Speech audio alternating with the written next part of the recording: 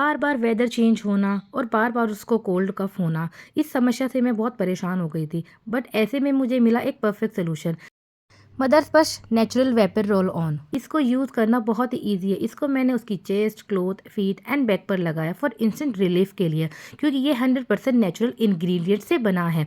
ये 3 मंथ से लेकर उससे अबव बेबी के लिए यूज़ होता है। इसको लगाने के बाद मेरी प्रीशा बहुत ही पीसफुली सो गई है और उठने के बाद वो बहुत ही हैप्पी और फ्रेश फील कर रही थी, ओनली और मदर स्पर्श की वजह से। थैंक यू मदर स्पर्श।